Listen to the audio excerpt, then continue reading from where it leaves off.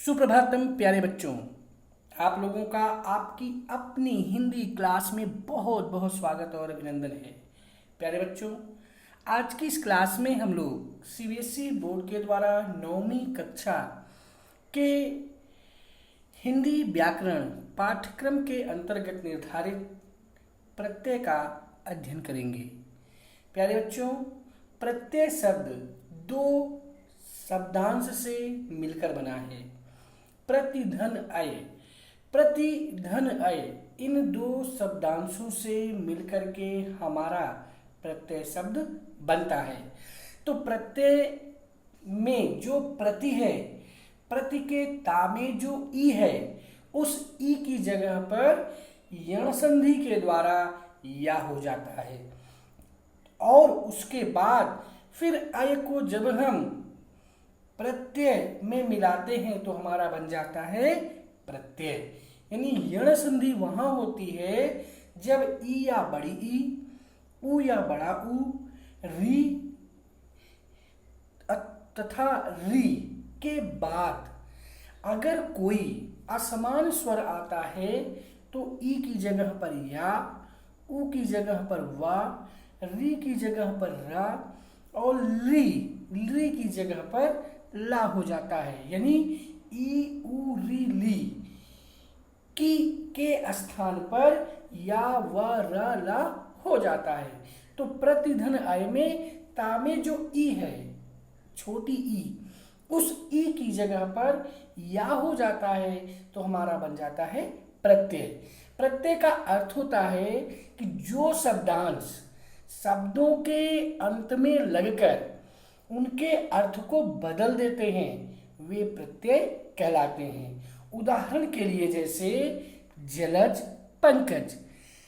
जल में जल धन जा, जल शब्द में जा शब्दांश लगा हुआ है।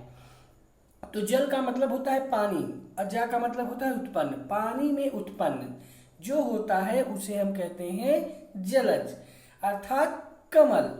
ठीक इसी तरह से पंक धन जा, पंक माने होता है कीचड़ और जा माने होता है उत्पन्न। कीचड़ में जो उत्पन्न होता है वह क्या है? कमल। क्योंकि कमल को ही हम जलज और पंकज दोनों कहते हैं। तो इस तरह से यह स्पष्ट होता है कि जो शब्दांश शब्द के अंत में जुड़ करके उसके अर्थ को बदल देते हैं उसे हम प्रत्यय कहते हैं। हिंदी में प्रत्यय के दो भेद होते हैं। पहला कृत प्रत्यय और दूसरा तद्धित प्रत्यय। जो प्रत्यय धातुओं अथवा क्रियाओं के अंत में लगते हैं वे कृत प्रत्यय कहलाते हैं और इनके योग से बने शब्दों को हम कहते हैं कृदंत। कृत धन अंत बराबर कृदंत।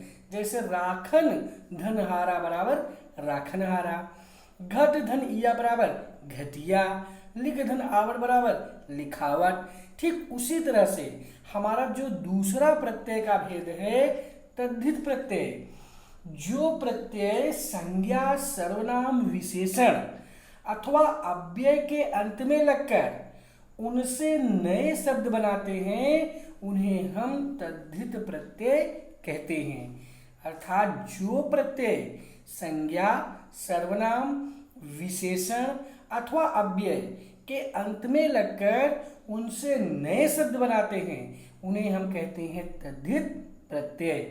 तद्धित प्रत्यय को ही हम तद्धितांत भी कहते हैं। उदाहरण के जैसे अपना धनपन बराबर अपनापन, दानव धनता बराबर दानवता। तो इस तरह से तद्धित प्रत्यय के विषय में हमने जाना। तो प्रत्यय के भेद होते हैं कुल दो, कृत प्रत्यय और तद्धित प्रत्यय।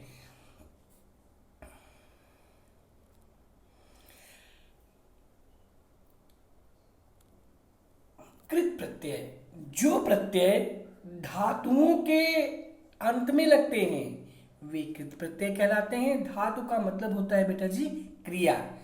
जो प्रत्यय धातुओं, धातु मतलब क्रिया, क्रिया मतलब जैसे पढ़ना, लिखना, खाना, पीना, उठना, चलना, ये सब हमारी क्या है, ये सब हमारी क्रियाएं हैं। तो जो प्रत्यय धातुओं के अंत में लगते हैं वे कृत प्रत्यय कहलाते हैं। और कृत प्रत्यय के मेल से या योग से जो शब्द बनते हैं उन्हें हम कृदंत प्रत्यय कहते हैं। यानी कृत प्रत्यय का ही दूसरा नाम कृदंत प्रत्यय है। कृत धन अंत अर्थात कृत धन अंत इन दो शब्दांशों के योग से आपका कृदंत बनता है। तो बेटा जी यहाँ पर एक सूत्र है झलाम जसुवंती। इससे अगर झल प्रत्याहार के बाद अगर कोई स्वर शब्द वर्ण आए तो झल प्रत्याहार का वर्ण अपने वर्ग के तृतीय वर्ग में बदल जाता है। तो यहाँ पर आपका कृत है, कृत में ता है, तो ता के बाद अच प्रत्याहार का वर्ण क्या है आपका आ। तो जो आपका झल प्रत्याहार का वर्ण है ता, वह अपने ही वर्ग के तीसरे अक्षर में बदल जाएगा, तो ता था दा। तो इस तरह से आपका रूप क्या बन जाएगा फिर कृद धन अंत बराबर कृदंत। तो अतः जो है तो जो प्रत्यय धातुओं के अंत में लगते हैं वे कृत प्रत्यय कहलाते हैं और कृत प्रत्यय के योग से बने हुए शब्दों को हम कृदंत प्रत्यय के नाम से जानते हैं। जैसे राखन धनहारा बराबर राखनहारा, घट धन इया बराबर घटिया, लिख धन आवट बराबर लिखावट। इसके बाद कृत प्रत्यय के कुछ उदाहरण हैं यहाँ पर। जैसे आई कृत प्रत्यय है, यहाँ पर आप देखेंगे सबसे पहले कृत प्रत्यय लिखा है, फिर धातु अथवा मूल शब्द, फिर उससे बने हुए शब्द। अब जैसे लिख धातु है और पढ़ धातु है, हम इसमें जब आई प्रत्यय को, आई कृत प्रत्यय को जब हम इसमें प्रयोग करते हैं तो लिख धन आई बराबर हमारा लिखाई बन जाता है, पढ़ धन आई बराबर हमारा पढ़ाई बन जाता है।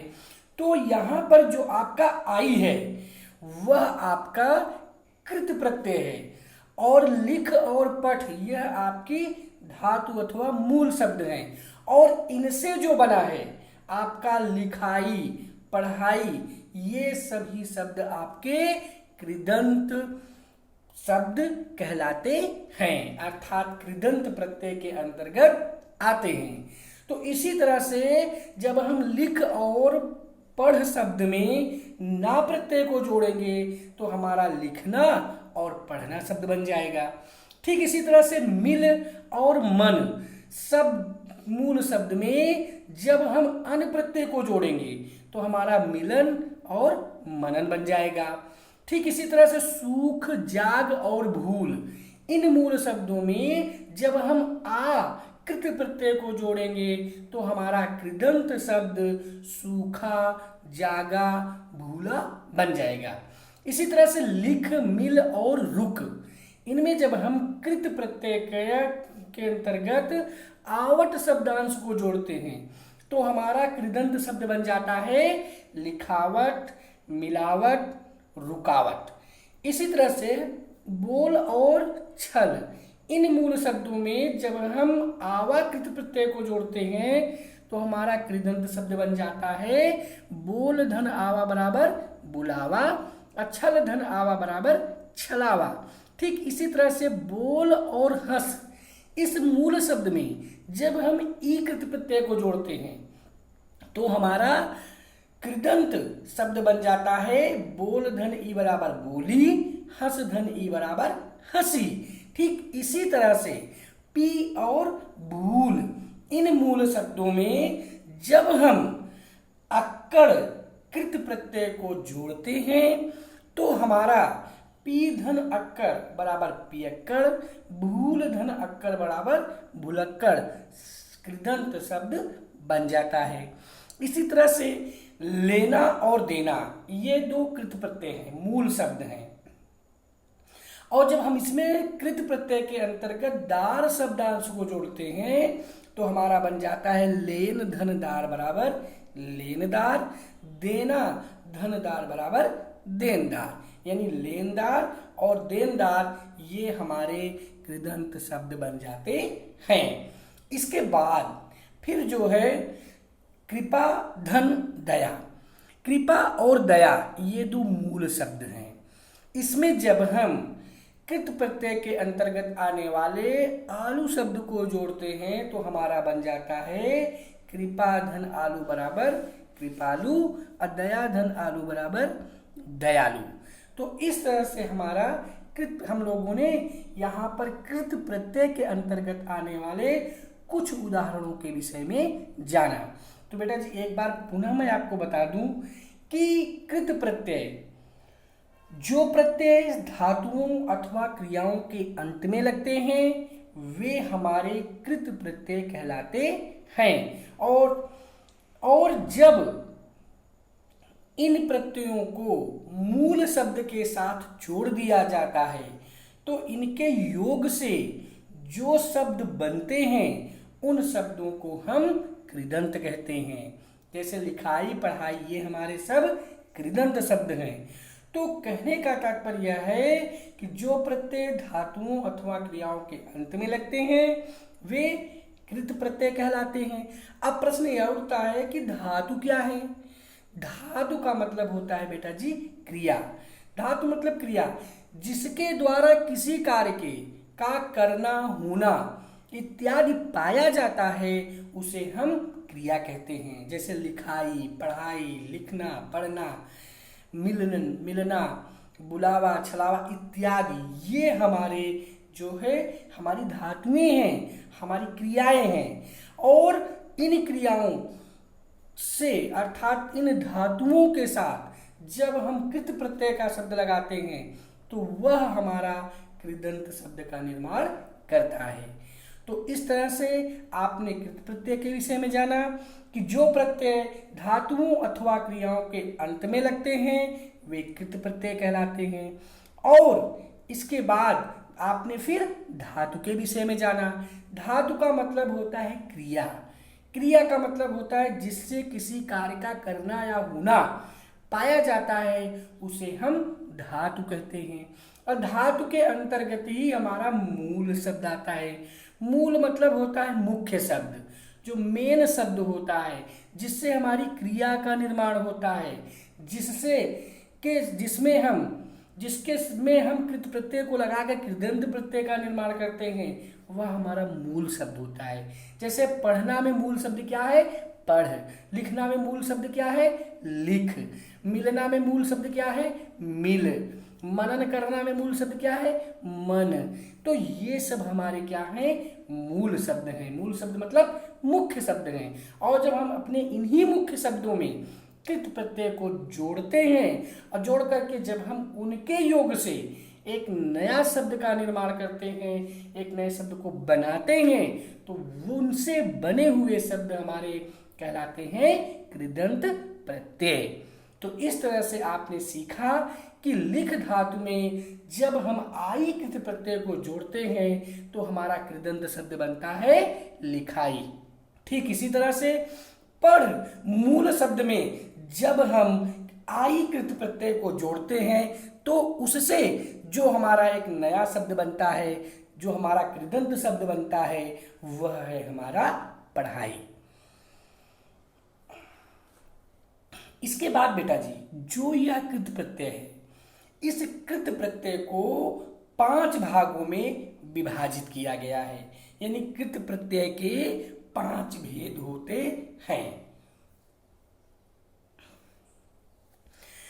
अगर प्रश्न यह पूछा जाए कि कृत प्रत्यय अथवा कृदंत प्रत्यय को कितने भागों में विभाजित किया जा सकता है तो हमारा उत्तर होगा कि कृत प्रत्यय को हम 5 भागों में विभाजित कर सकते हैं। पहला कर्तृवाचक कृत प्रत्यय, दूसरा कर्मवाचक कृत प्रत्यय, तीसरा करणवाचक कृत प्रत्यय, चौथा भाववाचक कृत प्रत्यय, पांचवा क्रियावाचक कृत प्रत्यय। प्यारे बच्चों, इसके विषय में हम लोग अपने अगले प्रत्यय के भाग में अध्ययन करेंगे और सीखेंगे। तब तक के लिए प्यारे बच्चों, धन्यवाद। जय भारत, जय हिंदी। सबकी भाषा अपनी भाषा, अपनी प्यारी हिंदी भाषा।